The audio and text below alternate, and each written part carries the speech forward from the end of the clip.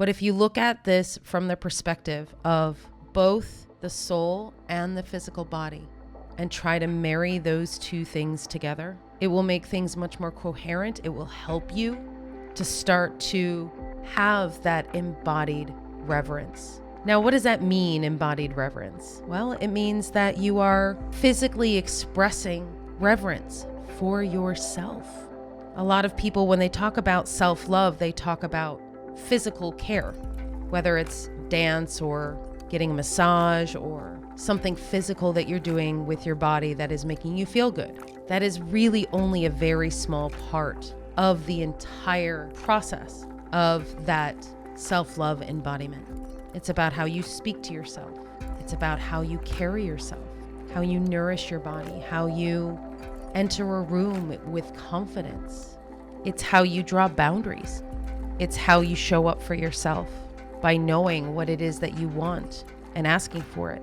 It's about asking for help. It's about stepping out of that people-pleasing nature, getting rid of that codependency.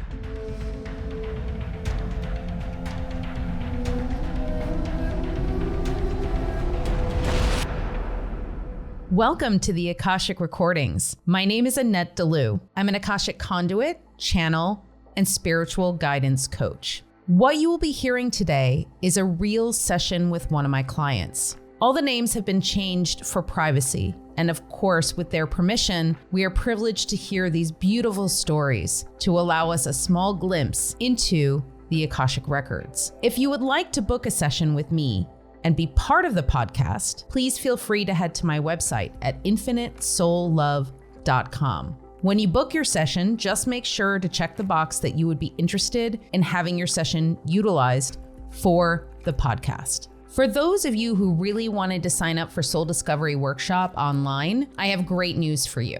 You can head to my website, and on the homepage, if you go to the little box that describes Soul Discovery Workshop, there is a button there that says sign up for the waitlist. I will be running another course later on this year. So if you want to be in the know and you want to be one of the very first people to sign up for the next session of Soul Discovery Workshop online, feel free to head to my website at infinitesoullove.com. Go to that homepage, click sign up for the waitlist, send your email, phone number, as well as your first and last name, and I will make sure that you get that registration email as soon as the next course is ready to launch. In addition, you will get a little discount code for early bird sign up. So if you're interested, head over there now. Today's episode is all about self-love. Now, the reason why I did not name this episode specifically with self-love and instead named it with the title of Soulful Acceptance and Embodied Reverence, it is because I feel like self-love is overused and many people don't really know exactly what that means. Marie came to me with some lifelong issues of not loving herself. And after losing her husband, then dealing with those feelings of extreme loneliness, not only do we tackle these subject matters, but also in the discussion afterwards, I'm going to really dive into my own personal journey and what it means to be alone or to be lonely or to have self-love and what exactly that means on a physical level and on a soul level.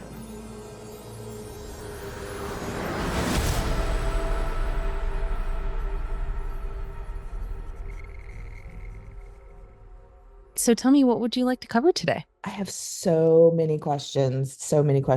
Okay. I've never done this before. I'll just start by saying that this is the first time that I've had an Akashic record reading. Mm-hmm. So I don't 100% know what to expect. I'll just say I have been through a lot of changes over the last handful of years. Like, I just feel like I'm being guided from one thing to the next thing, to the next thing, to the next thing. I just ran across your path by accident. It just resonated so much with me. I'm so glad. So I think where I'm at right now, I really need to focus a lot on self-love, heart healing, raising my vibration, healing trauma. So a lot of my questions are around that. I don't know how many we'll get to. I have like several questions. Should I just ask my first question? How does this work? Yeah, so you can actually ask all of your questions because what I like to do is I like to ask the guides where we need to go. Okay. Ask all the questions up front, and then we'll just let your angels and guides tell us where to go.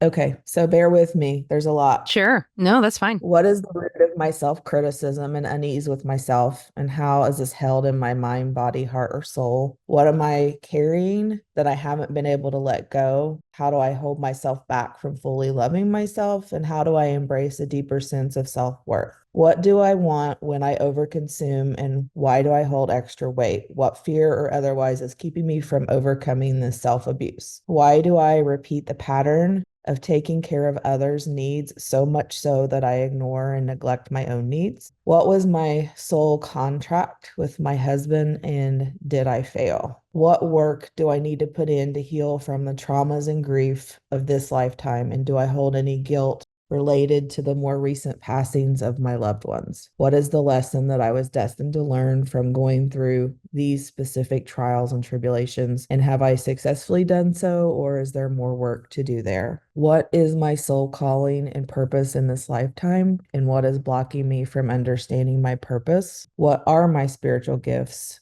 And what are the key things I need to learn or do to continue to open myself up and raise my vibration and bring more joy and laughter into my life? Soulmate, question mark, and twin flame, what is unresolved that caused friction in this lifetime? Do I have a deep rooted belief that I am meant to be alone in this world? And then just anything else that may have happened in a past life that is contributing to like my current interest or strengths. So there's a lot. No, that's great. And anything we don't get to today, Yeah. we can certainly do in another session. Okay. Okay.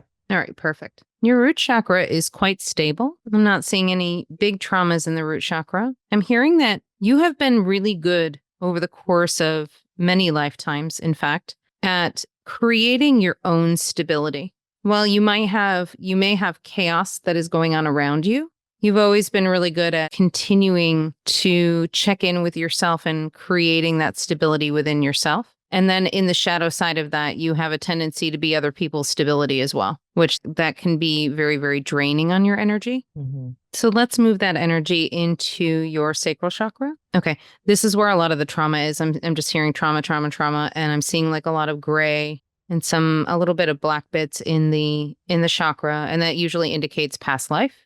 All right, so then let's move that energy up to your solar plexus chakra. And immediately I'm getting the feeling that I'm feeling basically nauseous. Mm-hmm. Okay, so what is that from? It is from the current life. Okay.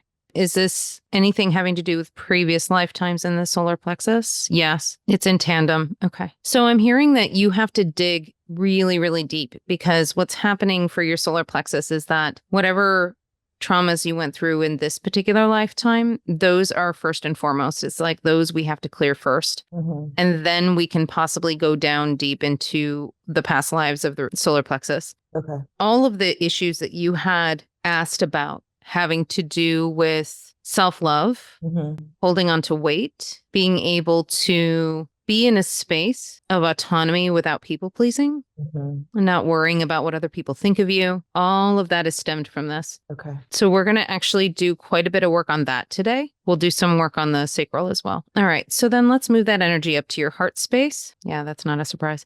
So your heart chakra is just super big, super bright. And it's almost as if your heart is saying, I'm big enough to do all the functions of all the rest of the chakras. Like I can do all the work for everybody. And that's sort of trickling down in the energy of you just lead with your heart and overextend. Mm-hmm. And part of that overextension has to do with the challenges in the sacral, because the sacral is about receiving. It's about divine feminine energy. When you're not doing a lot of receiving, but you're doing all of the giving, Mm-hmm. there's that energetic imbalance. Okay. And I'm seeing they're just showing me eating right now. And they're saying to me that this is how you give back to yourself because others aren't giving back to you. So you sort of feed yourself in order to have that balance come back into play. That makes so much sense. Yeah. Because it's almost like it's the only thing you feel you have control over in terms of being able to receive or being able to give back to yourself. Because you feel you don't have control over whether somebody else gives back to you or not, which is true. However, the one thing you do have control over is whether or not you give to that person, if they are not reciprocating or if they are not giving you an equal energy exchange. And I want to state that it's not about keeping score. It's just the law of balance with the universe, that when you are in a place of doing things for others, you always have to be intentional about checking the reasons why you are doing those things for others. It's almost as if your crown chakra is only ever like half open at any given moment. And there are like different parts of it that are open. So I'm seeing like the front top of your head being open, but then the back being closed, and then vice versa. And this has to do with you not being able to receive, but then it also has to do with the blockage that you have going on in the solar plexus. It's almost as if it's filtering the information so it's just not as intense, because basically what happens when we have a block in our chakra system, energetically, it creates a bottleneck. And so the energy can't flow all the way down through the body. And that's when you can start having pain, or that's when you can start having various different things. So I think that's why I was feeling that nauseousness, because if you're getting all of these beautiful high vibrational messages and information from the universe, that's great, but your body has to be able to handle it. And if it's getting stuck in your solar plexus, then it's creating an imbalance. Yeah. And I am nauseous right now, even. So Yeah. you're definitely picking up on that. Mm-hmm. That happens a lot. So then let's move that energy down into your throat chakra. There's a lot of anger here in your throat, anger that has been not expressed. Is this from past lives? No, this is from this current lifetime. Okay. I'm hearing like you've never been taught how to express anger in a healthy way. I used to have a really bad temper when I was younger. Mm-hmm.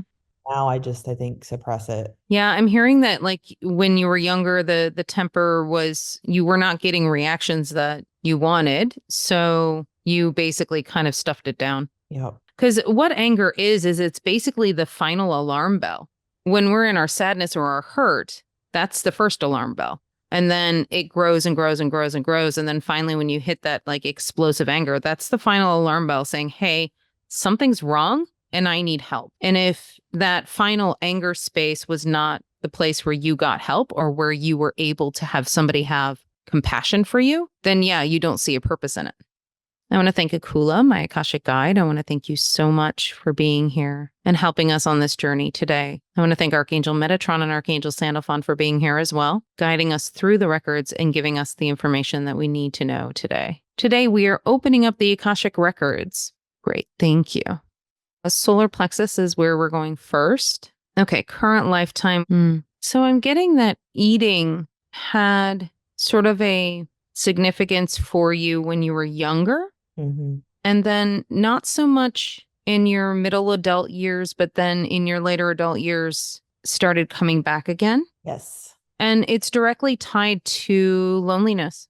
Mm. Can you tell me a little bit about the loneliness that you experienced as a child and as a young adult, young person? Well, I was an only child, single mother. I didn't know my father, didn't know his name, where he was at, nothing about him. I really feel like as a child, I did always feel alone. Like I was loved by my family, but I really just always felt kind of out of place. Like I didn't belong. I had a hard time connecting with other kids my age. I always was drawn to talk to their parents. So I did make friends, but even in my friend circles, I always felt like I had to try to like keep those friends. I don't know if that makes sense. It does. And then the loneliness in your more current years? It sounds kind of contrary because I was married, but I didn't get married until I was a little older. I was about 40. So even though I'd been with my husband, he developed bipolar depression. So I felt very alone in that relationship with him because he couldn't give me him. You know what I mean? He was consumed with dealing with his illness, and so I feel like I lost a lot of him. So I would say I felt very alone in our marriage. And that's really when I started like eating and gaining a lot of weight again. A couple years ago, he passed away suddenly. My mother passed about a year and a half prior to that. So I've been, the last 3 to 4 years, I've been going through a lot of loss, a lot of grief, a lot of loneliness. I'm just really trying to get myself back to a place where I feel like I can insert myself back into the world and live. So I really feel like I've just kind of been stagnant. So definitely a lot of loneliness. And, even in my middle aged years, you said there was a break, and there was. I think I had a very wide friend circle for a while that I think kind of kept me going. But that where I'm at now, they're not here. So I Mm. kind of lost that. When did you start to become more spiritually aware? I'm going to say about 10 years ago, it started maybe when I moved to Arizona. I think that's what started it. That's when I was really drawn to see a medium Mm-hmm. and kind of started exploring. There are a lot of things going on and what has been transpiring over the course of your lifetime. The first thing is that you have to understand that when you are on this spiritual path, the falling away of people is part of the journey. So, in other words, you will lose friends, you will lose people in your life that are not necessarily aligned. Whether or not you realize that that's what's happening or that's the case, it's not important to know that, but it is important to recognize Mhm. that those people that were in your life prior to your spiritual growth, to your self awareness, those people who may not be growing with you or at the same pace that you are, Mhm. needed to fall away to allow you to grow. Yeah, I think I felt that. And part of the challenge with that is that we have a tendency to make ourselves small or diminish who we are as we go on this spiritual journey in order to try to fit ourselves into the box that we used to fit in. You might have found yourself when you were losing touch with those friends, let's say, like trying to not be who you were trying to become in order to sort of fit in. And that sort of energy can permeate everything. And even with your husband, dealing with the energetic challenges that he was dealing with also can sort of pull you down. So you had multiple factors and multiple things going on that were sort of tugging at your energy. Yeah, his energy definitely affected me. I'm an empath, and I've known that since I was really young. So I really felt his energy hard. I even had one of the mediums that I saw pull me aside afterwards, and she said, I've never done this, and this is not me. Like, she goes, I don't normally remember my readings, but I will remember this. She goes, I just feel compelled to tell you, like, that your husband's energy is like physically killing you. Mm. This is when he was still alive. hmm Yeah. Yeah. Yeah. I'm just hearing it was his gift to you. I really have a very strong feeling that there was something I was supposed to learn from that. Like, I just am not sure what it is. Patience, I don't know.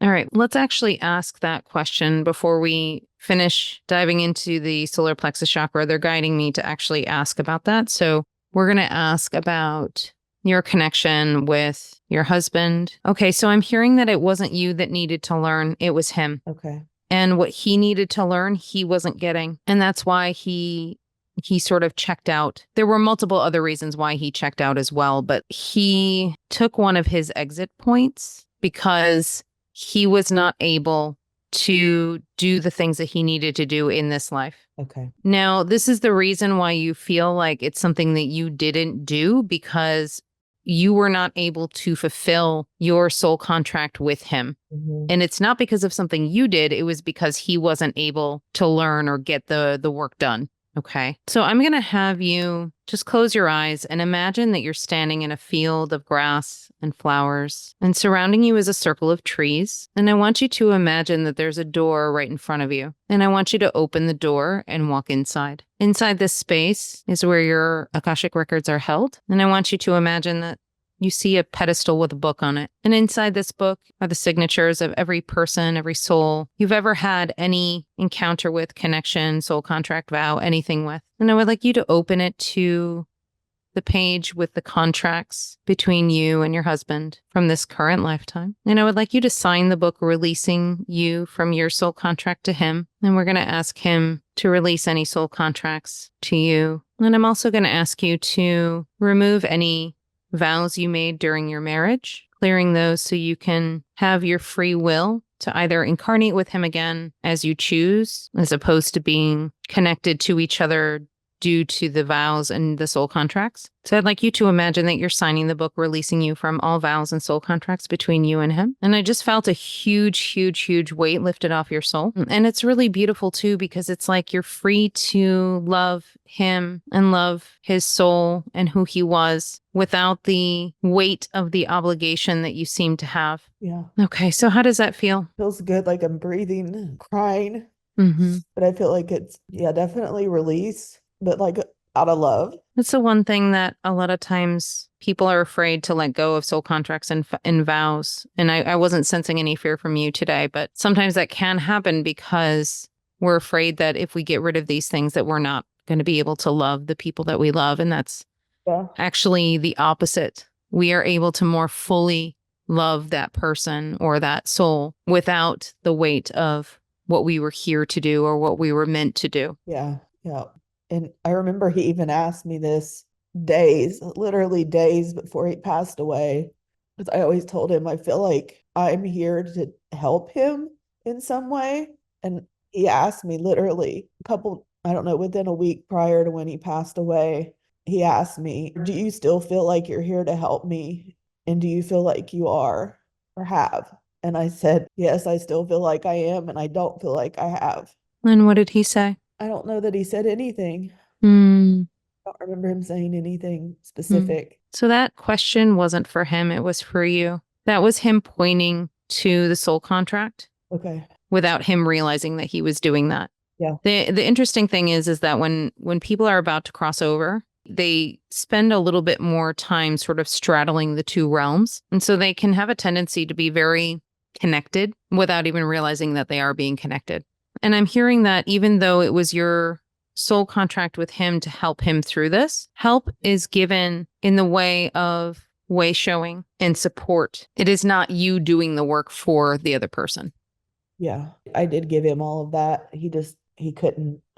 Well, yeah. I'm hearing he didn't have the capacity. He didn't. Yeah. He didn't. So let's take a look at this loneliness piece. And I want to see how far back it goes because it does go back to previous lifetimes. And I need to sort of connect the dots with you so we can get to an action step, if you will, to be able to start clearing and integrating this feeling. Because loneliness comes and goes, but for you, it seems to be a constant. Mm-hmm. And it's like what we need is an interruption in that constant. It's like a moving train that isn't being stopped. It's like a manifestation that you're like, well, I'm lonely and I'm always going to be lonely. And so it's going to continue.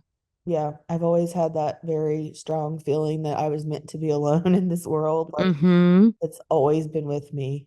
All right. So I'm going to ask your guardian angels of the highest light to step in and help share with us the reasons for those feelings and which lifetimes we need to look at in order to get to the solution for this. We need to look at 2 lifetimes. Okay. Let's see the first one. You're a little girl, about 9 years old. You have blonde hair. You have 2 braids on the side of your head. You're living in what would be considered to be modern day Amsterdam. You're quite a joyful child. You love where you live. You love your family. You feel full, provided for, taken care of. You have friends. You have a dog. Your dog is your pride and joy. You just absolutely, absolutely love her. She goes wherever you go. This is before you knew or understood what it feels like to lose something. Up until this age of 9, you have felt nothing but love and warmth and wholeness within yourself, within your relationships. You feel supported. It never even crossed your mind that there would be a time where this feeling could go away. In this particular lifetime, you had not ever experienced loneliness. You had, of course, in other lifetimes, but not in this one. The very first time you experienced it in that lifetime is when your dog died. You were inconsolable. You were not prepared for the kind of pain that created within you. You closed up within yourself, almost unwilling and unable to receive the love and the support of your family. You didn't really know how to cope. Your family didn't really understand the level of your grief for various reasons, but mainly because they understood the ebb and flow of life and death. everyone else in your family had gone through it, but nobody had actually taken the time to understand that this was your first experience in this, and that to them, your reaction to it was much more severe than anyone else in the family would have thought. I'm seeing that you carried her around with you every day, the memory of her. So there was just that little empty spot every single day, whether it was in your routine, whether it was on the way to school or anything else that you were doing. It made you fearful that if this is how you feel about your dog dying, then what happens like when your parents die and when other people in your life die? You created this fear that was bigger than it needed to be, mainly because when a pet dies, it can be significantly harder than when a loved one dies, especially as a child, because that animal loves you unconditionally. And they are usually part of your everyday experience, whereas most people are not part of that everyday experience. And so instead of taking that as that almost bittersweet lesson of what it is to love something so deeply, you looked at that as, oh my gosh, this is the first of what is to come. And it's just going to get worse from here. So you started asking your mom, like, what's going to happen when you die? What's going to happen when dad dies? Am I going to outlive my siblings? What happens if I'm the only one left? What if everybody in my family dies and I'm the only one left? That's where I'm at right now. And this was a big fear. And this is a lot for a now 10-year-old. Mhm. Your mom, although she meant well, she was dismissing your fears. She was basically saying, oh, honey, don't worry. That's never going to happen. Your father and I will live a very long life. You're not going to have to worry. But you're pointing out situations. So, for example, you had neighbors that had gotten sick and the whole family got sick, but then like only one person survived or two people survived. And even though you knew those stories beforehand, you didn't have a frame of reference for the grief until your dog had died. And so now you're questioning all of that. So was this an intuition that she had as a child? It was not. This was just the fear. Okay, got it. So did she, in fact, die last out of her family? She did not. Okay. She did outlive one of her brothers, but her other two brothers that she had that were younger than her were still around when she died. Okay. Her parents had died, obviously, before that, but she still had family. Okay. She did have a husband as well later on in life and his family. And it's interesting because his family was very, very large. And that's one of the things that appealed to her when she met him, is that she felt that if he had a large family, then there would be a less chance of her being alone. And so the question to ask is, what is the fear of being alone? Why the fear of being alone? And what is the purpose of being alone? These are not necessarily questions that you may be able to answer now, but they are questions that we encourage you to connect with. What is that fear? Is it rooted in not being able to take care of yourself? Like this 10-year-old version of you from this previous lifetime where she didn't have the knowledge or the experience as a human to understand that when she gets older, she will be able to take care of herself regardless of anybody being there. But as that 10-year-old version, she didn't understand that. So there's that fear of not being able to take care of your basic needs, not having help in that respect. Because they're saying to me that a lot of that from this previous lifetime also stemmed from the period of time that it was. Because at that time, it was very frequent that women would not be able to survive on their own. Back in those days, men had to do most of the work in the relationship in terms of bringing home money and things like that. So those fears were sort of isolated to that particular lifetime.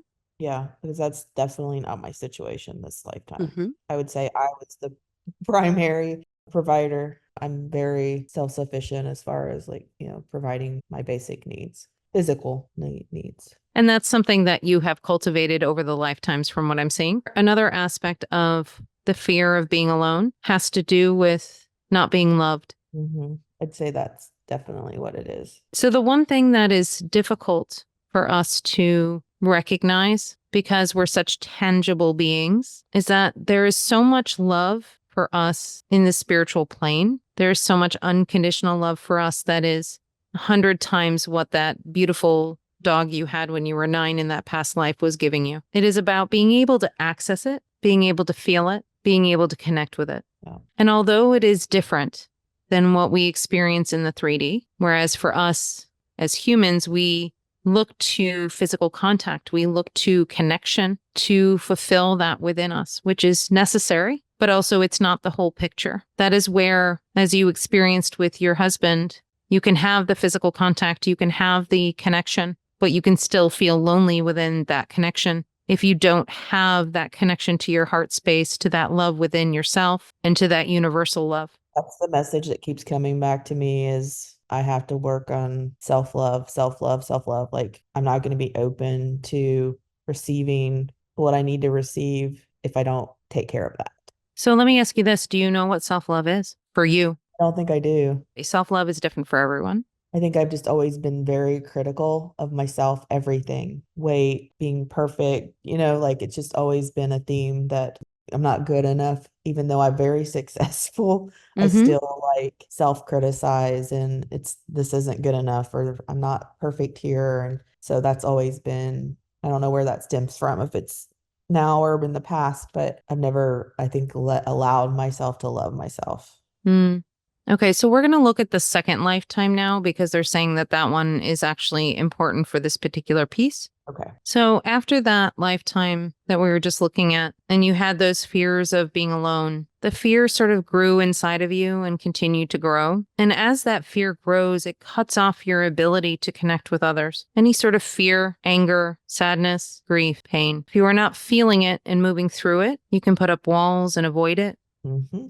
And so in this next lifetime we're going to look at, it was 2 lifetimes after, and you were not consciously aware of this, but you remembered on a soul level what it felt like to feel whole and to be completely loved and connected to the universe and connected to that universal love, connected to your dog, your family, your friends, everybody, and how wonderful that felt. And you had no idea how to get that back. So instead of addressing the fear, which is what needed to be addressed, you blamed yourself for not being enough. This particular lifetime, you were a man. You worked with your father from the time that you were 13 to the end of your life. You did the same thing, which was your father's business. You inherited it after he passed on. It was soulless work. You didn't like doing it. You really wanted to do something else, but didn't have the courage or the strength to say anything to him. And by the time he passed on, you had been doing it for so long, you didn't know that you would be able to do anything else. You were a tailor. That makes sense. That makes sense, actually. Oh, yeah? I just one day started sewing. I never learned. I just, in this lifetime, like I wanted to sew something and I just did. Like I didn't know how, but I did it. Oh, how cool. I love when we're able to tap into those gifts from previous lifetimes. It's awesome. You didn't like making other people look good because you see it as a facade, but you really started questioning yourself because initially that's exactly what you thought. You were like, yeah, it's just a facade. These are just nice clothes. And it doesn't mean that this person is a good person, or it doesn't mean that this person is really good at what they do. They're just dressed well.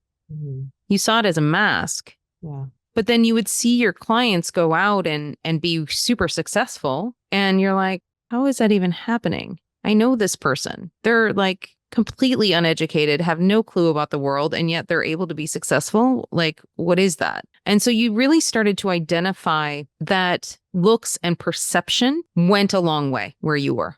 Mm-hmm. And that you knew other people who were very qualified and very smart, but maybe didn't have as much money and didn't present themselves as well physically, that were getting overlooked in jobs or in opportunities. Mm-hmm.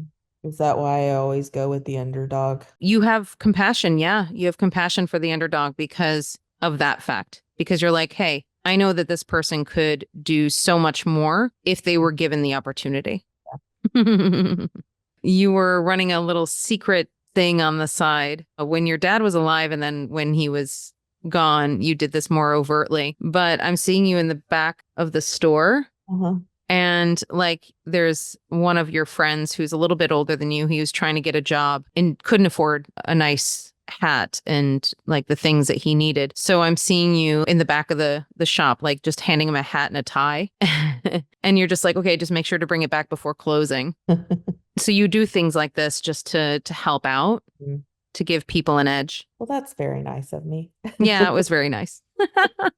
Your dad really hated it, but he didn't know half the time. He caught you a couple of times, but like he wasn't super angry, but he really didn't like the idea that you were doing this, mainly just because of money. He's basically saying to you, well, you realize this is used goods now. Like we can't sell this as new, even though like you'd get the items back and they look brand new. Like it's not like anything was wrong with them. The one time he did catch you, it was because you did get a hat back and there was something that got frayed on the top of the hat. And he's telling you that you need to pay for that hat out of your own money, out of your own wages, which you happily did.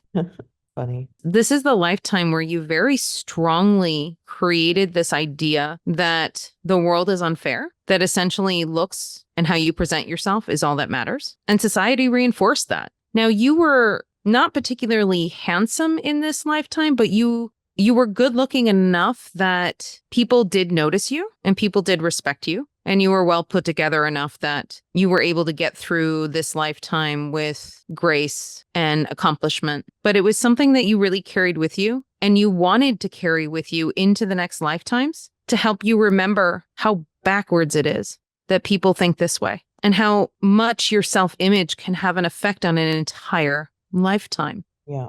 What was her soul trying to accomplish then with holding on to this or remembering this? She wanted to hold on to this notion because she didn't want to be one of the people who only favored the rich or the well put together. She wanted to make sure that she saw people for who they were within their hearts and lived her lives moving forward accordingly. The challenge with wanting to carry that into the future lifetimes is that it was a very stagnant energy. It was an energy that states, this is how things are and things aren't not going to change. And so therefore I must do this, and this in order to make sure that other people still have a shot no matter what happens with their exterior package. And things have shifted and changed since that time. Yes, of course, some things have gotten worse, but some things have gotten better. This is also where you get your giving nature, your big heart. Seeing other people suffer makes you very uncomfortable and very sad. Yeah. So you would much rather give somebody the coat off of your back rather than to watch them freeze. Yeah. The problem with that is then you yourself could freeze. Yep. So the first thing that we recommend that you do in order to move into more self-love is think of yourself first. Okay. This may feel uncomfortable because we are being taught on a regular basis that doing things for others first ahead of ourselves makes us selfless, makes us kind, but it also makes us tired, exhausted, and energetically drained. Yes, it does. So being able to ask your body what it needs right now in any given moment is an act of self-love. Okay. Have you ever asked your body what it needs? No. Okay. Let's do that right now. I just want you to close your eyes, take a deep breath, and I want you to just connect in with your heart. Imagine a beautiful cord of light going from the top of your head, going all the way down, down, down until it reaches your heart space. The heart is that energetic center of your entire body and your auric field, the command center, if you will. And I would like you to ask your heart what it is your body, your physical body needs at this time. Are you able to sense anything, feel anything, hear anything? A little bit, yeah. I keep feeling like strength. It needs strength Mm-hmm. and nutrients. Okay. I mean, So strength as in like physical strength? mhm. Can you ask your body what kind of nutrients it needs? I'm not necessarily picking up on anything. Okay. I'm hearing that it doesn't know what it needs right now because it hasn't had the opportunity to know what it needs. Mm-hmm. That would make sense. So if you start paying attention, like work with your body on a regular basis, have you ever had like cravings for a particular food because of some sort of maybe deficiency? So I know when I was iron deficient, I would crave raisins for like no reason. And I'm not a big raisin person, but like I just needed to have them. And it was because I was iron deficient. Okay. Pay attention to those types of cravings, if you will, or to those types of things that your body wants. So if your body is like, oh, I need blueberries, or I need, I don't know, a steak, and I don't know if you're vegetarian or not, but like, regardless of whether that is, if it's like, oh, I need a steak. Okay, well, if you don't eat meat, then okay, so what do I need? Oh, maybe I need vitamin B12, or maybe I need omegas, something like that. So you can kind of start to identify those places where you might need some help in the nutrition department. Okay. And the more you listen to your body, the more your body will talk to you. So the other thing that I was getting in addition to that is that your body needs love. Do you know how to give your body love? I don't think I do. I mean, I know like, from other people, like, we talk about love language, like touch. Touch is a love language for me. Mm-hmm. I mean, I do a lot of massage work, Reiki, things like that. Mm-hmm.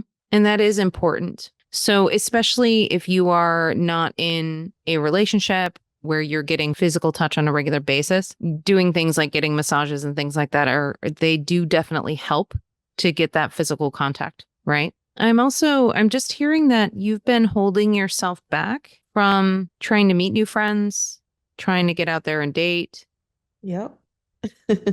because you're afraid you're not going to be accepted.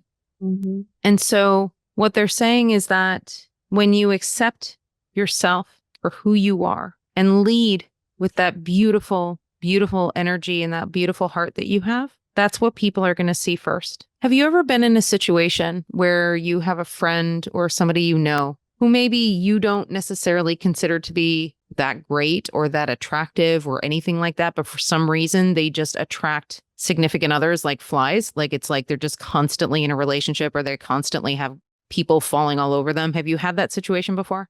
Yes. Yeah, I've had that situation in my life as well. And I've always been so curious as to like, why does that happen? Like, why do some people have boyfriends or girlfriends just flocking to them when other people, there's like crickets, right? And the answer that I've gotten more times than not is that person is leading with their energy. It's not to say that every situation is going to be the same. So if somebody is attracting a lot of people, does that necessarily mean that they're in full self-love and that they're able to attract the person that they want? Nope. Yeah. That means that they're attracting like energy. So they may be in codependency attracting other codependents. So that can also be a thing. But when you are shutting yourself down and shutting down your entire energy field and making yourself small, nobody sees anything about you because you're basically hiding. You're hiding your energy field. Yeah. So if you imagine your big bright light at your heart and how if you're at your full expression of who you are, that energy field is going to be sticking out like 6 or 12 feet out in every direction around your body. But if you're sitting here in shame, guilt, fear, sadness, unworthiness, that energy field gets smaller and smaller and smaller and smaller and smaller until it's like inside your body and there's no exterior field. Yeah. And so what is somebody seeing when they approach you? They're not seeing your body. They are seeing your energy of sadness, of closing off, of wanting to hide. And when you want to hide, they oblige. They're like, oh, you want to hide? Cool. I'll ignore you. I'll go over here. I'll go do something else. Yeah. So I want you to imagine that beautiful light within your heart and imagine that light sort of unfurling like a butterfly's wings from the center of your heart space, going all the way out to the edges of your body and then expanding out past the edges of your body to 6 feet in every direction around your entire body. And I want you to feel that energy, feel that beautiful love energy within your heart, that beautiful soul energy that you are, that soul signature that you are. And how does that feel? Feels good. Feels good. Can you feel that love within yourself in that field? Yes. So this is something that I would like you to practice as often as you can. Okay. So if you are about to go out and do something, I don't care if it's to the grocery store, put on something that makes you feel good. You don't have to get dolled up or anything like that. I'm just saying, just like put on something that makes you feel good. Imagine that beautiful bright light. Do the same exercise we just did before you walk out the door. Okay. And I want you to just acknowledge the changes that happen when you do this. Maybe something small, like maybe if you're at the grocery store, somebody will approach you and tell you how nice you look, or maybe you'll just start up a conversation with somebody, or maybe you'll just receive a smile from somebody. You just don't know how it's going to unfold, but I want you to write those things down as they unfold. Okay. Because the more you acknowledge those particular occurrences, the more the universe is like, she wants more of this. Okay, we'll give her more. Okay. Yeah, I definitely think my energy is off-putting right now to people when I'm out. Well, it's not off-putting in the sense that you feel like somebody wants to be away from you. You are actually actively saying, get away from me. like in your energy. Yeah. So that doesn't allow anybody to come to you. Okay. Okay. This is the other thing that, and I've struggled with my weight my whole life as well. And I always used to hate when people say to me, "Oh, you have to love your body." Okay, cool. Thanks. What if I don't? And the answer to that is you don't have to. So am I going to love the fat on my thighs? Am I going to love the little roll I have on my side? No, probably not. But what I can do is I can love my body as a whole, saying things like, I like how strong my body is. I like that it can get me from point A to point B. Mm-hmm. I like that I have curly hair. You know, whatever those things are that you can identify that you like, start there. Okay. But don't try to force yourself to like something that you really don't like, because energy doesn't lie. Yeah. And so it's not going to matter. You can say, "Oh, I love this little roll on the side of my stomach." If you don't, it's not going to make a difference, right? So like try to not focus on those things that you don't like about yourself and just say, "Okay, I acknowledge that I don't like that part about my body or about myself, but I'm going to leave it for now. And I'm going to acknowledge that I don't particularly like that. And that's fine. But I'm also going to focus on the things that I do love about my body and that I do love about myself." Yeah. Okay. And start there. Okay. So once you dive into this feeling of loneliness, and this is going to be a journey for you, connecting to that feeling of loneliness Mm-hmm. in various different ways. And it'll unfold for you. The universe will present you with opportunities to face it and address it. And you will get to a space where you will see that balance.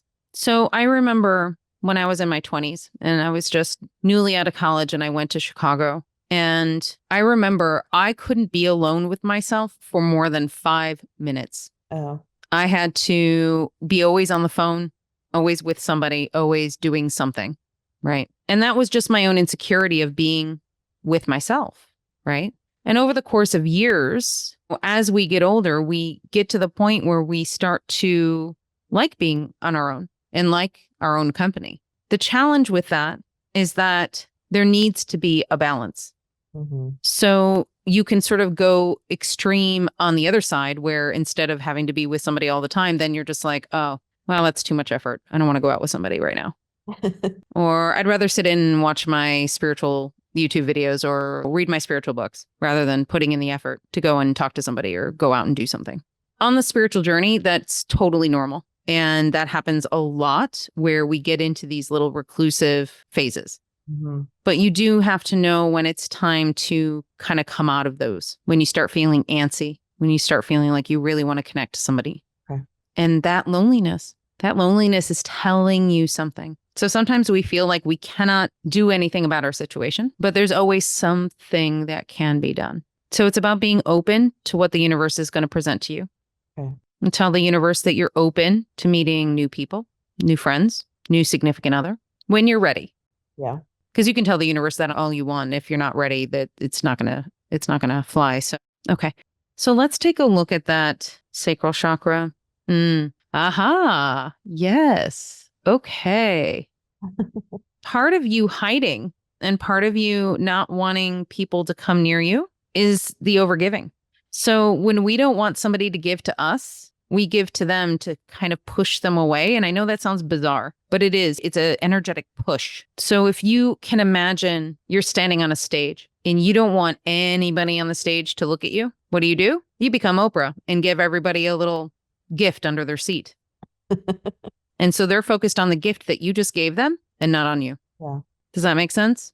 Mm-hmm. When somebody gives you a compliment, how do you feel? I am not good with compliments. Mm-hmm. I always snap back with some, not in a rude way, but I always come back with something that diminishes it. So as you open your energy up and you imagine that light beaming out from your heart center Mm-hmm. and the compliments that you receive, I know it's really hard initially, but practice receiving. Okay. Practice simply saying thank you without the need to compliment back. So these are things that will take some time. These are little tools that they're giving you to just sort of work through these. They're saying that this is as far as we're going to go with this particular subject for now, Okay. because this is a lot of information And it is going to take time for this to start taking hold and for the practice to start in. So it's like you have enough now to get started. Okay. And it's going to be baby steps. So just give yourself a little bit of grace and space to do the things as they come up. Mm-hmm. Yes, they know I like to take on too much and then Mm. I don't like to do baby steps. So it's like I want everything and then I like get overwhelmed and fail. So Mm-hmm. yeah, that's Yeah. exactly what I need. Yep. Of the questions that she had, what are the next questions we need to address? Oh, that's interesting. A twin flame. Okay. When did you meet? I'm gonna say like 15 years ago, maybe Okay. ish. And he may not be. I just kind of when I met him, it was in a crowd and I just saw him and I just immediately walked over to him. It was like I had known him like my entire life, just that strong of a connection. My head's tingling, so I feel like my team's like saying there's something. Mm-hmm. All right, let's take a look at what kind of past lives you've had with him so we can kind of take a look at the context of your relationship. Okay. He is part of your soul family. Okay. He was your brother in the last lifetime that we were looking at when you were the little girl in Amsterdam. Oh, okay. He was one of your younger brothers. You were very close. You two have been incarnating for many, many lifetimes together. When we are part of soul family, we do incarnate often. But you didn't really spend a whole lot of time with his soul prior to the most recent lifetimes, meaning the last 20 or so. Mhm. You were off doing other things. And I didn't really spend a lot with him in this lifetime either. So I do have a question for you. So was he, in your opinion, the catalyst for your spiritual awakening? I don't know. Maybe. I don't know. Like is that like around the time when I started exploring Mm-hmm. or like did he get me interested in it for some reason? Well, so the reason why I was asking that is because typically twin flames are two humans with one soul, and the purpose for the splitting of the soul is for rapid spiritual growth. And so it does have a tendency to be an incredibly volatile and incredibly difficult journey. When that happens, it usually triggers like your first dark night of the soul and then your spiritual awakening. I was getting ready to say like I went through a very, very low point after meeting up with him Mm-hmm. a small period of time. Okay. Very, very low.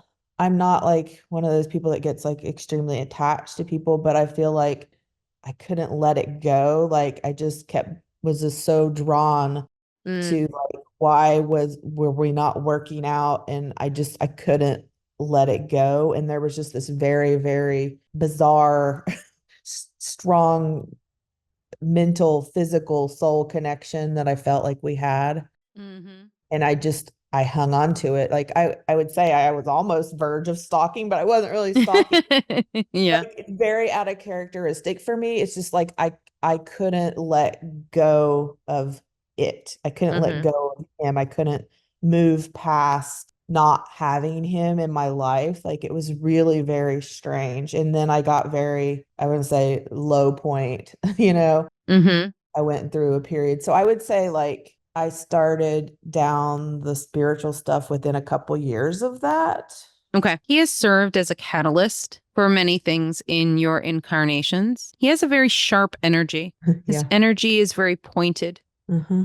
It is very different, almost the antithesis of your energy. Yeah, we were not the same. He is incarnated in your experience, and you have incarnated in his in various different lifetimes in order to challenge each other and push each other past the boundaries that you are not willing to cross, break down the boundaries that no longer serve you, and create new ones. This is something that you have been doing for each other for the last several lifetimes, and you're very effective at doing so. We are not going to tell you whether or not this is a twin flame connection, because that is not important at this time. What is important is that you take the experience that you had with him and understand the significance of the growth that you've had since then and what types of tearing down boundaries and rebuilding new boundaries that serve you better, identifying those places in which you've done the work and you've done those changes. Okay.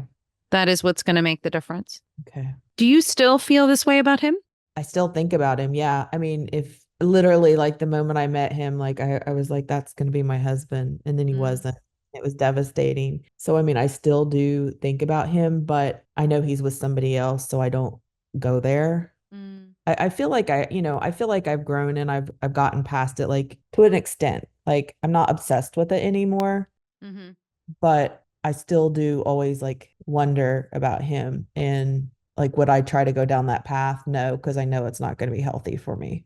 Mm-hmm. Yeah, and those are some of the boundaries that you're working on as well.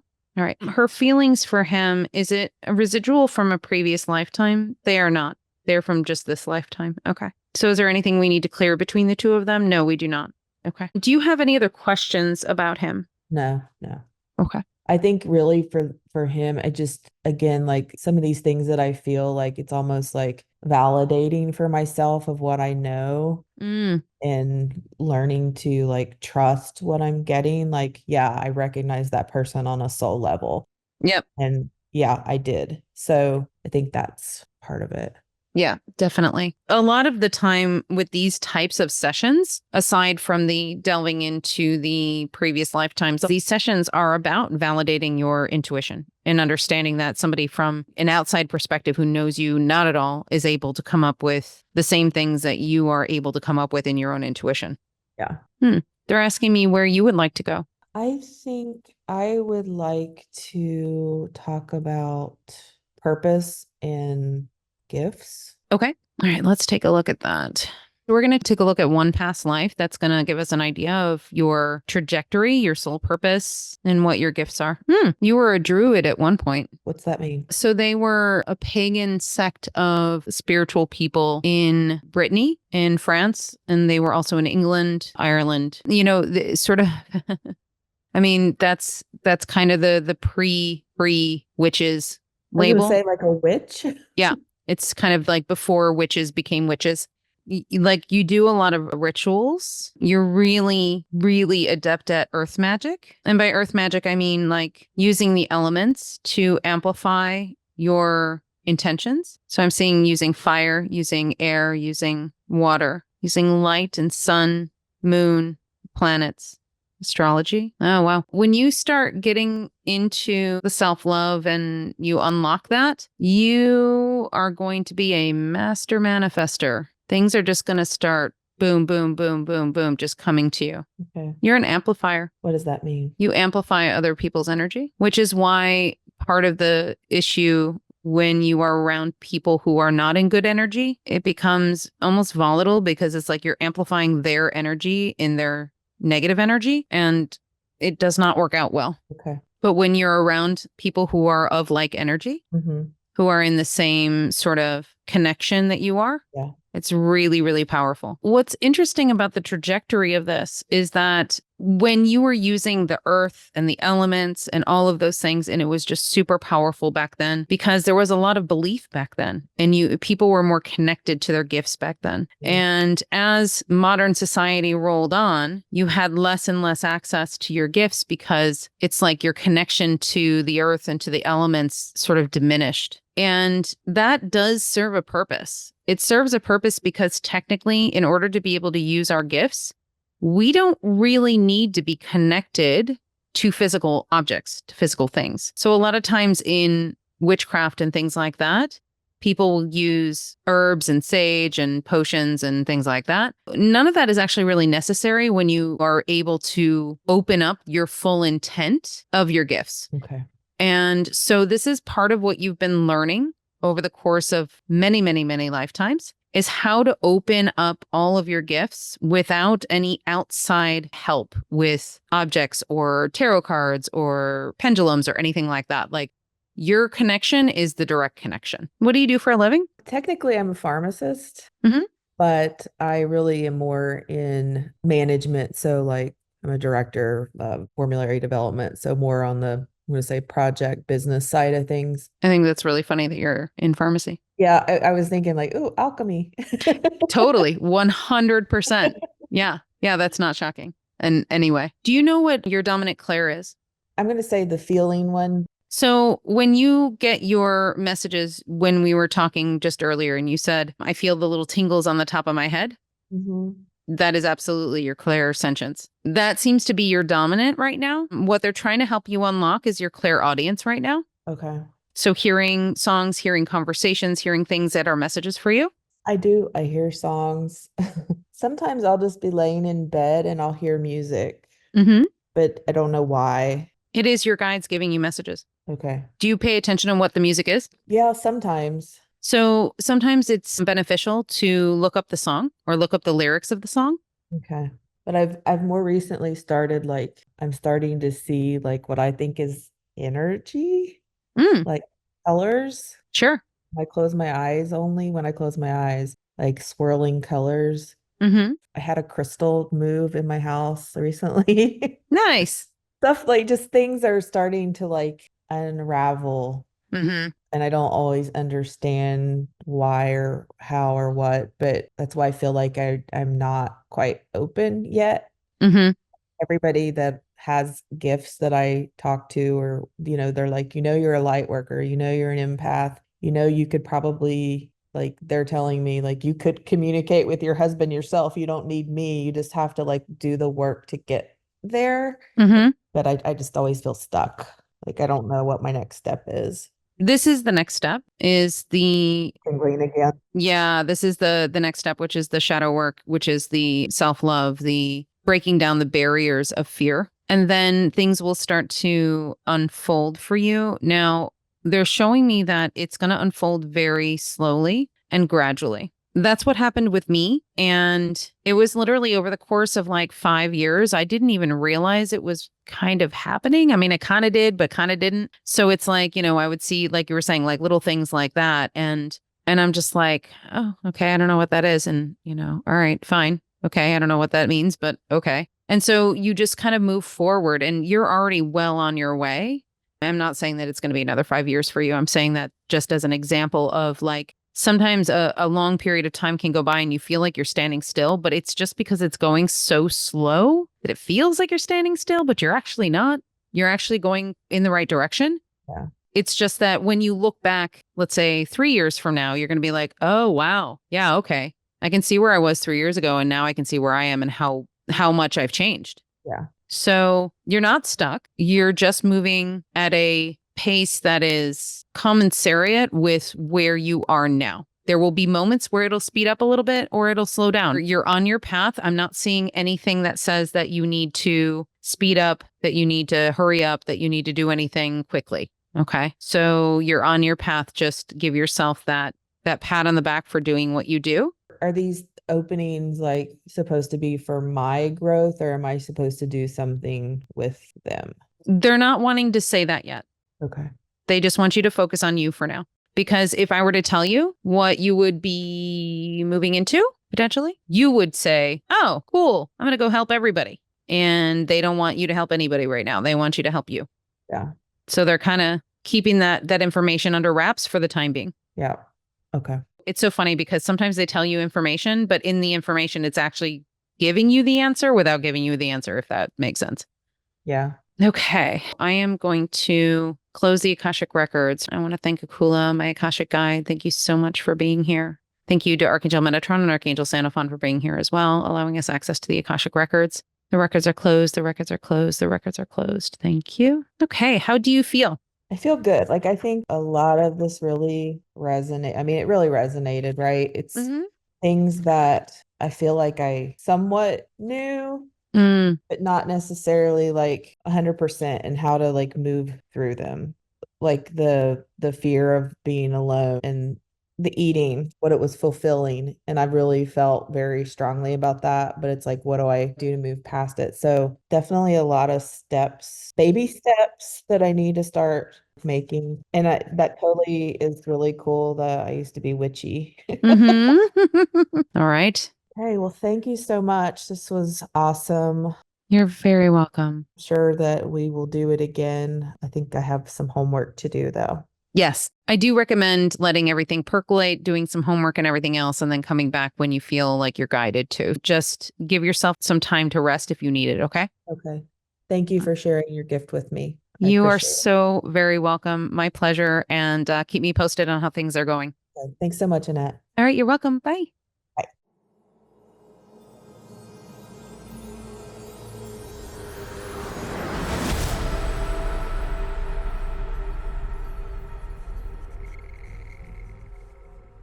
I would like to thank Marie for participating in the podcast by allowing me to record her session for the benefit of all of you. I was having a conversation with a friend of mine, and we were talking about the concept of how you can generate that beautiful feeling of love that you have when you are with another, with yourself. Some people find that that is an impossible task. How can you possibly create love within yourself that is as palpable, that is as physical, that is as magical as it is when you are with that person that you love? And I've gone around in circles on this with clients, with friends, discussing what is actually necessary for our experience as humans, what is desired for our experience as humans. And is it possible to generate that beautiful love within ourselves without someone else being physically present? I don't have all the answers just yet. Maybe I will at some point have a lot of the answers. But that's why this is open to this sort of discussion. And I'm going to give you some questions to ponder as I go through some of this information. How can I honor myself in a way that is aligned with my soul growth and my soul path? Another question to ask yourself: what if I viewed my physical self through the eyes of my higher self? What would I see? What parts of me have I struggled to accept? And what would happen if I embraced them with love instead of criticism? Here's the biggest thing that I want you to really hear right now. We are taught to hate our bodies. We are taught to be critical of our physical being, our physical form, in whatever form it is. We are not born into this world disliking or criticizing our physical bodies. That is taught. It is taught by society, our parents, our classmates, our siblings, whoever it was for you that taught you that your physical body wasn't good enough. I want you to connect with that right now. And why is it that that person's judgment is more important than your own feelings, opinions, and love of yourself? Well, you might say, well, society is set up a particular way. Yes, it is. And sadly enough, shaming people who are overweight or who don't have a particular body type is commonplace, even accepted in certain societies. And that needs to change. It needs to change because there are many reasons why people have different body shapes, different body types. There's a reason why we incarnate in the bodies that we do, and I've covered that in a previous episode. So if you are struggling with what your body looks like, no matter what it looks like, whether you feel like you're too thin or too fat or too tall, too skinny, too tall, too short, too hairy, not enough hair, whatever it is, ask yourself why you are feeling this way. Because I guarantee you, you were not born with this judgment. I want you to understand that you are always enough. I want you to put your hand on your heart and really feel into that. Maybe even say it out loud. I am always enough. Through the eyes of my higher self, my soul, my guides, my spirit team, I am always beautiful. This is how you can generate that feeling of love within yourself for your physical being. Most people find it easier to practice that soulful acceptance, which means that you're able to connect to your soul and see your soul energy for what it is and really appreciate it and love it and see the loving, kind, wonderfully humorous energy that you may have, whatever those descriptors are. Most people can look into their souls and see that beauty. The disconnect often comes when they try to embody that, or when they are in a space where they're trying to accept themselves as their physical bodies, and maybe the physical body doesn't match that soul signature that you feel like you have. The disconnect comes when we are not seeing the bridge between those two things. In the session, we talk about why Marie was hanging on to the weight. And there are many times when there are reasons why certain things are happening within our physical bodies that have to do with energy. It can also have something to do with our soul or life's purpose. I did talk about in a previous episode where my guides were channeling the information about sometimes you need to hold on to extra weight in order to ground the energy that is moving through your body. If you're an energy worker, if you're a healer in some way, maybe your body isn't ready to handle that type of energy just yet. And so it needs that extra bit of assistance by way of grounding. You don't understand or know exactly why your physical form has been created this way or evolved this way. But do you really need a why? Can you love and accept yourself for who you are? Many people will give you an exercise of looking in the mirror and saying, I love you. And while that is a very beautiful thing to do, and I have done it myself, it can be really uncomfortable and it could feel untrue if you don't really believe it. So I suggest that you start smaller if you can. Look in the mirror and pick out something you really love about yourself and then compliment yourself. You can say something like, wow, your hair looks amazing today. Or you could speak in the I term. I have such amazing hair today. I am the embodiment of beauty with the shape of my eyes. What else can you pick out that is going to be something you can truly, truly believe? When I used to look at photos of myself, I used to be very, very critical. And I pretty much could not look at a single photo of myself without hating parts of that photo or all of the photo, in fact. The really interesting part is that when I look back on photos of myself, almost every single one of those photos that I hated, I look back and I say, wow, that's a really good photo. I look really good. So why is it that I couldn't appreciate that in that moment? It has to do with fear. It has to do with insecurity. It has to do with perception. One of the things that has been really beneficial for me to be in that embodiment is, believe it or not, making YouTube videos and TikTok videos. Having to look at my face, look at myself while I'm editing a video for hours on end has been really incredibly helpful. I start to notice little things about myself when I speak. I'm actually even charmed by myself when I speak. I'm looking at myself through another window, being able to experience myself from a place of separation where I'm just observing myself in that space, identifying the quirkiness or the laughter or the fun. It's something I would recommend that you do if you are struggling with this.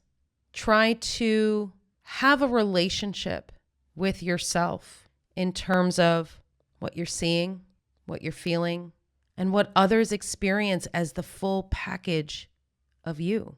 That's where video can be really, really helpful, because a photo is just a snapshot. It is just one angle of one person. It gives zero context of who you are, what you were doing at that time.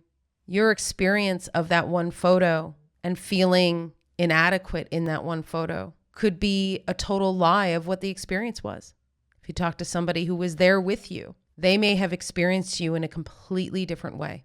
They may have been connecting to how much they love your laugh and how that lit up your face and how you looked so joyous in that moment. They saw the beauty in you. They saw what was going on with you in that moment as a whole. They're experiencing your soul, your being, your physical body, your physical expressions, your personality, everything. But if you took a picture of that moment, what would you see? Maybe you would say, oh, my face is in a weird angle and I look like I have a double chin. Oh, my cheeks are really bunchy and I can barely see my eyes because I'm squinting.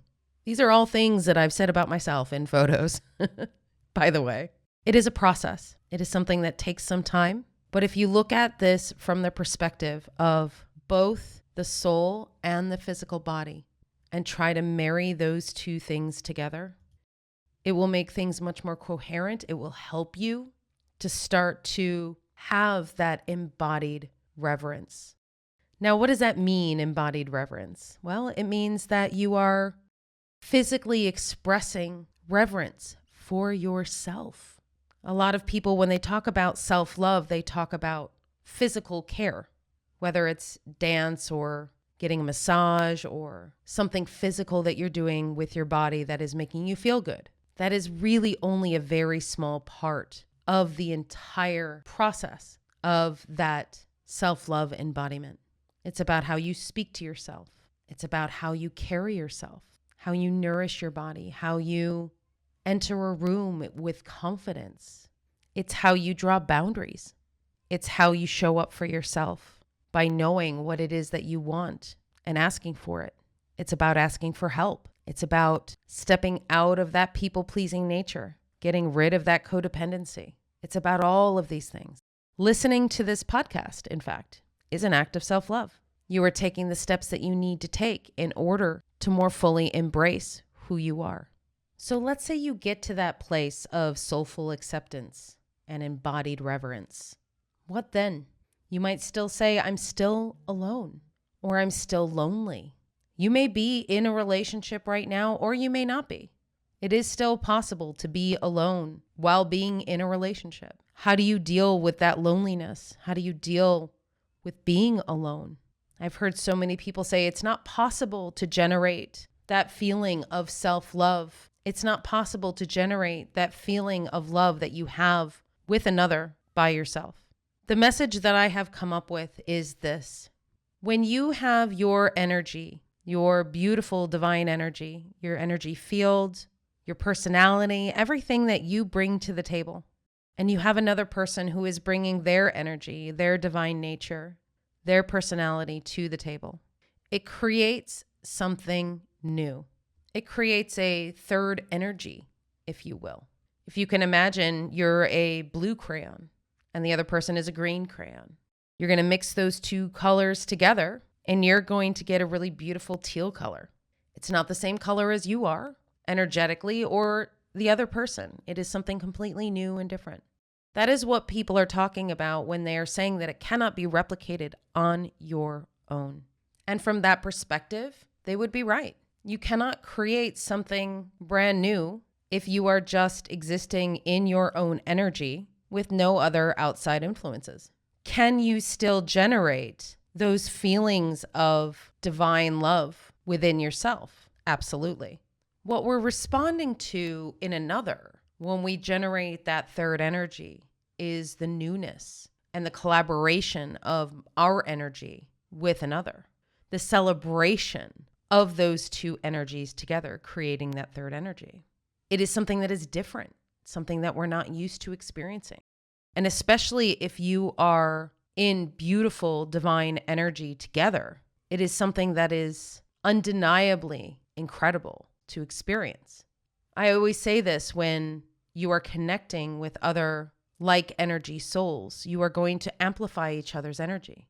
There's a reason why when you gather together in a circle, like a women's circle or a men's circle or a combined circle of any kind, you will amplify each other's energy. That is what you are looking for. That is what you are desiring or longing for when you're in that loneliness. You're looking for that connection. I often tell people that you can find that connection anywhere.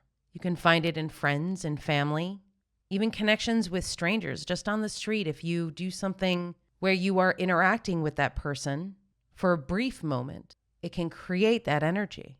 And most people will say, well, it's not the same. It's not the same as when you have that beautiful divine connection with another in a romantic partnership. And that is correct. It isn't the same. You have to ask yourself, what do you truly want in that romantic partnership? Do you want something that is aligned with you, that is going to be able to create that beautiful third energy? Or are you going to be able to just be with whoever is there that may not be able to create that third energy with you? Or maybe that third energy that is created is less than the energy that you have on your own. Maybe it's darker. Maybe there's more shadow. Maybe there's more work to be done, and you've already done that work. You see how that can make a difference on what that third energy is. And this is why it is important to connect with somebody who is on the same frequency as you are, either same frequency or similar. You can be at different stages, but the stages cannot be so far apart that one person is bringing the other person down. It is important to be able to understand that when you are looking for that beautiful divine love that is rooted in unconditional love, you have to be able to understand your own energy, to love everything about who you are as a soul, as a body, as an energy, in order for you to be able to reach the highest energy possible with another. There can be discrepancies sometimes when you meet somebody who is, let's say, in higher energy than you are. Let's say they have embodied their self-love and you haven't. It can create this imbalance where you are constantly striving to be with this person. But maybe it's not the person that you really want to be with. It is simply their energy that you're striving to be in. In that respect, you can absolutely work towards generating that energy within yourself. You have to ask yourself, when you were with somebody, is it their specific energy that you love? Or is it the way that you feel in their energy? Are you getting that feeling of love from them? Because if you are, then that is not self-generated. It's not to say that you can't receive love from others. That is absolutely untrue. You can receive love from others, and you should. But that shouldn't be the only goal and the only purpose for having that person in your life. You should be able to generate your own love within yourself, and receiving that love from that other person is a bonus. It is that third energy. It is that extra added color to the rainbow that is you. Connect to yourself and how you feel about all of this. What places are triggering you in what I'm saying? What places are you resistant to? Because I can tell you right now that whatever you are resistant to, that is the place where you need to start looking. That's where you need to start making your little investigation. The reason why I know all of this to be true is because I've lived it. I've lived it myself. I have spent many, many years being single. I have not had a relationship for 10 years. And this is the reason why. I have had other relationships where our energies haven't been in alignment, where I've strived to get energy from somebody else because my energy was not in alignment. I've had the inverse happen. I have had so many different experiences of codependency, so much so that I had to learn what that was and how to overcome it. I had to learn what it means to really love myself, to embody that, to not just say, oh yeah, I love myself, and not mean it, to understand what it means to really see my soul and love that soul, and not look at it as separate from my physical body, but look at myself as a whole. And when you do that, and you've never done that before, it's new territory. You have to get used to it. You have to accept things about yourself, and you have to accept the fact that people are going to show up differently in your life. And you have to accept that. And you have to learn how to receive when people start showing up for you in ways that you never expected them to, and it's in a beautiful way. Sometimes it can throw you off balance because you're not expecting it. Maybe you've always been rooted in codependency and you have no idea what unconditional love is. And when you start experiencing it, you have to learn how to experience it. And that's something that is a journey for you and you alone. Another person cannot do that work for you. They can show you the way, certainly, but they cannot do the work for you. So you might ask me, well, if you haven't had a really significant relationship in the last 10 years, isn't that lonely? It can be, sure. But can I remember most of the time in this last 10 years as being fulfilling? Yeah. A lot of this last 10 years has been about me on my spiritual path, learning the things that I need to learn, going through the shadow work I need to go through, clearing the old outdated energies that don't serve me anymore, going through dark nights of the soul again and again, and coming back out the other side and being brighter than I was before. I knew that if I was in a relationship during any of this time, that I would most likely not do any of that work. And why? Because I was in codependency. And I was looking for another to fulfill those energies. And when you're looking for another to fulfill those energies, you're going to continue going in and out of relationships that do not work, that are unhealthy, abusive even. You start to learn to draw your own boundaries, soft boundaries, with love and strength and trust in yourself, not harsh boundaries with hatred and walls up and locked gates. You learn how to respond to your own inner compass and to observe and understand and listen to others in a discerning and loving way. You learn how to argue constructively, express your feelings, all of the feelings that you have constructively. Just because I went through this entire process and I'm still going through it doesn't mean I don't get angry, or doesn't mean that I don't get disappointed or insecure or sad or lonely. I do. I just handle those emotions differently now. I have the tools that I need in order to move through those emotions without throwing grenades on all of my relationships. If you need help getting through this, don't hesitate to contact me. You can always book a session and we can work through this together. Thank you so much for listening. I love you, and I'm looking forward to connecting with you next week.